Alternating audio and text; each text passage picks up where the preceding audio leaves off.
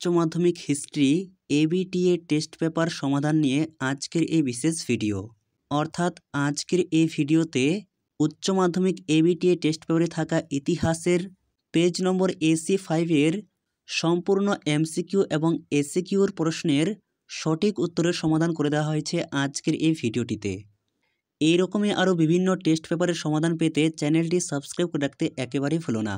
আর ভিডিওটি ভালো থাকলে অবশ্যই একটি লাইক করে দিও। যারা এই টেস্ট পেপারটি সংগ্রহ করতে পারোনি তোমরা প্রশ্নগুলি অবশ্যই দেখো, এবং যারা এই টেস্ট পেপারটি সংগ্রহ করেছো তোমরা অবশ্যই প্রশ্নগুলি দাগিয়ে না, কারণ তোমরা জানো এই টেস্ট পেপারে শর্ট প্রশ্নের উত্তর করে দেওয়া নেই। তাহলে শুরু করা যাক আজকের ভিডিওর মূল আলোচ্য বিষয়। প্রথম প্রশ্ন, প্যারালাল মিথ কে রচনা করেন? Option D JF বিয়ারলেন। 2. লেজেন্ডস নিচের কোন শব্দ থেকে আগত? অপশান সি ল্যাটিন শব্দ। 3. কে বলেছেন সাম্রাজ্যবাদ হল পুঁজিবাদের সর্বোচ্চ স্তর? Option C Lenin. 4. কোন বছর নানকিংয়ের সন্ধি স্বাক্ষরিত হয়েছিল? Option B. এখানে উত্তরটি ভুল রয়েছে, এটি হবে 1842 খ্রিস্টাব্দে। 5. কে ভারতের মেকিয়াভেলি নামে পরিচিত? অপশান সি নানা ফড়নবিস। 6. কলকাতা সুপ্রিম কোর্টের প্রথম প্রধান বিচারপতি ছিলেন? Option C sir Elijah Impey. 7. নিচের কোনটি শেষ সনদ আইন অর্থাৎ চার্টার অ্যাক্ট?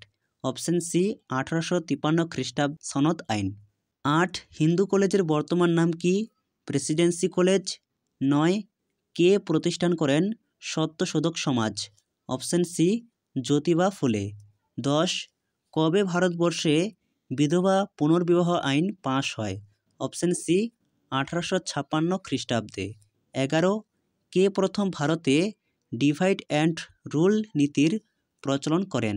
এর সঠিক উত্তর হবে অপশান সি জন লরেন্স। এটি সর্বপ্রথম পাঞ্জাবে শুরু করেছিলেন। 12. কে মুসলিম লীগ গঠন করেন? অপশান বি নবাব সলিমুল্লাহ। 13. গান্ধীবাদ অনুসারে হরিজন শব্দটির অর্থ কী? অপশান সি ঈশ্বরের সন্তান বা মানুষ। 14. দ্বিতীয় বিশ্বযুদ্ধের সময় আমেরিকার রাষ্ট্রপতি কে ছিলেন? Option C FD Roosevelt. 15. তাম্রলিপ্ত জাতীয় সরকারের সর্বাধিনায়ক কে ছিলেন? Option D Satishchandra Samanta. 16. Cabinet mission ভারতবর্ষে কোন বছর আসে? অপশান সি 1946 খ্রিস্টাব্দে। একটি স্তম্ভ রয়েছে, স্তম্ভ 1 এবং স্তম্ভ 2। এর সঠিক উত্তর হবে অপশান সি অর্থাৎ নেটো 1949, সিয়েটো 1954, সেন্টো 1958 এবং অ্যাঞ্জুস 1951। 18. নিচের কোন রাষ্ট্রটি নির্জোট আন্দোলনের সদস্য ছিল না? অর্থাৎ নিম্নলিখিত কোন দেশটি জোট নিরপেক্ষ আন্দোলনের সদস্য ছিল না? Option C France. 19. দাতাত শব্দটির অর্থ কী? অপশান সি উত্তেজনা প্রশমন। 20. কোরিয়া যে অক্ষরেখা বরাবর বিভক্ত তা হল? অপশান ডি 38 ডিগ্রি অক্ষরেখা। 21. ডিকোলোনাইজেশন শব্দটি প্রথম ব্যবহার করেন অর্থাৎ অ-উপনিবেশিকরণ? অপশান এ মরিস জুলিয়াস বন। 22. প্ল্যান্ড ইকোনমি ফর ইন্ডিয়া বইটি কে রচনা করেন? অপশান এ M বিশ্বেশ্বরাইয়া। 23. ভারতের প্রথম মুখ্য নির্বাচন কমিশনার কে ছিলেন? Option B Sukumar Sen. 24. SAARC এর প্রতিষ্ঠাকালে কতগুলি সদস্য ছিল? অপশান বি 60টি এবং বর্তমানে এর সদস্য সংখ্যা মোট 8টি। 2007 সালে আফগানিস্তান এর নতুন সদস্য যুক্ত হয়েছে। এরপর রয়েছে সংক্ষিপ্ত উত্তরভিত্তিক প্রশ্ন অর্থাৎ এসিকিউ। প্রথম প্রশ্ন, আফ্রিকাকে কেন অন্ধকার আচ্ছন্ন মহাদেশ বলা হতো? কারণ আফ্রিকা মহাদেশ ভৌগোলিক দিক থেকে ইউরোপের সবচেয়ে কাছে ছিল, কিন্তু এর অন্তর্ভাগ ছিল ইউরোপীয়দের কাছে অজ্ঞাত অর্থাৎ অজানা। এই অঞ্চলের দুর্গম পর্বত, খরস্রোতা নদী, মরুভূমি, অস্বাস্থ্যকর জলবায়ু ও আদিম অধিবাসীদের প্রতিকূলতার কারণে আফ্রিকা মহাদেশকে অন্ধকার আচ্ছন্ন মহাদেশ বলা হতো। 2. মুক্তদার নীতি বলতে কী বোঝো? চীনে বাণিজ্যিক আধিপত্য গড়ে তোলার লক্ষ্যে মার্কিন পররাষ্ট্র সচিব স্যার জন হে 1899 খ্রিস্টাব্দে মুক্তদার নীতি ঘোষণা করেন। এই নীতিতে বলা হয় চীন সমস্ত দেশের কাছেই সমান, তাই চীনে সমস্ত বৈদেশিক রাষ্ট্র সমান বাণিজ্যিক অধিকার ভোগ করবে। এরপর 3 মার্কেন্টাইলবাদ শব্দটি কে প্রথম ব্যবহার করেন? ব্রিটিশ অর্থনীতিবিদ অ্যাডাম স্মিথ। এর অথবা রয়েছে প্রথম শিল্প বিপ্লব কোথায় দেখা দিয়েছিল? প্রথম শিল্প বিপ্লব দেখা দিয়েছিল ইংল্যান্ডে অর্থাৎ ব্রিটেনে। 4 উপযোগিতাবাদ বলতে কি বোঝো? উপযোগিতাবাদ হল 1800 এবং 1900 শতকের ইংরেজ চিন্তাবিদদের সমাজ দর্শনের ওপর রাজনৈতিক চিন্তাভাবনা। এই সময় ইউরোপে শিল্প বিপ্লবের ফলে অর্থ-সামাজিক ব্যবস্থার দ্রুত পরিবর্তন ঘটে। 5 সম্পদের বহির্গমন কাকে বলে? এক দেশের সম্পদ অন্য একটি দেশে চলে যাওয়াকে সম্পদের বহির্গমন বলা হয়। এর অথবা রয়েছে কাওতাও প্রথা কি?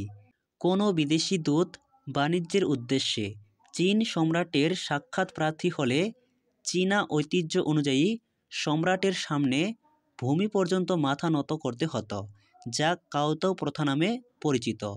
6 কাদেরকে শ্রীরামপুর ত্রয়ী বলা হয়? উইলিয়াম কেরি, ম্যারসম্যান এবং উইলিয়াম ওয়ার্ডকে একত্রে শ্রীরামপুর ত্রয়ী বলা হয়। এর অথবা রয়েছে কলকাতা বিশ্ববিদ্যালয়ের প্রথম উপাচার্য কে ছিলেন? এর সঠিক উত্তর কলকাতা বিশ্ববিদ্যালয়ের প্রথম উপাচার্য ছিলেন উইলিয়াম কোলভিল। 7 কে কবে মেট্রোপলিটন ইনস্টিটিউশন প্রতিষ্ঠা করেন? 1872 খ্রিস্টাব্দে পণ্ডিত ঈশ্বরচন্দ্র বিদ্যাসাগর, যা বর্তমানে বিদ্যাসাগর কলেজ নামেও পরিচিত। 8 মে 4 আন্দোলন কি? মূলত চৌঠা মে আন্দোলন 1919 খ্রিস্টাব্দে চীনে শুরু হয়। এর উদ্যোক্তা ছিলেন পিকিং বিশ্ববিদ্যালয়ের অধ্যাপক চেন তু সুই। এই আন্দোলনের মূল উদ্দেশ্য ছিল চীনের রাজনৈতিক ও সাংস্কৃতিক সংস্কার করা। অথবা সান মিন চু আই কি? সান ইয়াত সেন 1898 খ্রিস্টাব্দে চীনা জনগণের জন্য যে 3টি আইন ঘোষণা করেন তা সান মিন চুই আই নামে পরিচিত। এই 3টি আইন ছিল জনজাতীয়তাবাদ, জনগণতন্ত্রবাদ এবং জনসমাজবাদ। 9 কে কবে অধীনতামূলক মিত্রতা নীতি চালু করেন? ভারতের বড়লাট লর্ড ওয়েলেসলি 1798 খ্রিস্টাব্দে প্রথম অধীনতামূলক মিত্রতা নীতি চালু করেছিলেন। অথবা দেশীয় রাজ্য বলতে কি বোঝো? ঔপনিবেশিক ভারতে ব্রিটিশ শাসিত রাজ্য ছাড়াও এদেশীয় রাজা দ্বারা শাসিত রাজ্যের অস্তিত্ব ছিল, যা দেশীয় রাজ্য নামে পরিচিত, যেমন হায়দ্রাবাদ, জুনাগড়, কাশ্মীর। 10 কে ভারতের লৌহ মানব নামে পরিচিত? সর্দার বল্লভভাই প্যাটেল। 11 কবে এবং কোথা থেকে নৌ বিদ্রোহ শুরু হয়? 1946 খ্রিস্টাব্দের 18 ফেব্রুয়ারি মুম্বাই উপকূলের তলোয়ার নামক জাহাজে নৌ বিদ্রোহ প্রথম শুরু হয়েছিল। 12 গ্রেট ক্যালকাটা কিলিং কি? 1946 খ্রিস্টাব্দে কলকাতায় সংঘটিত একটি সাম্প্রদায়িক দাঙ্গা। এই দাঙ্গার মূল বিষয় ছিল বাংলা বিভাজন এবং পাকিস্তান গঠন করা, যা গ্রেট ক্যালকাটা কিলিং নামে পরিচিত। অথবা রয়েছে মাউন্টব্যাটেন প্ল্যান কি?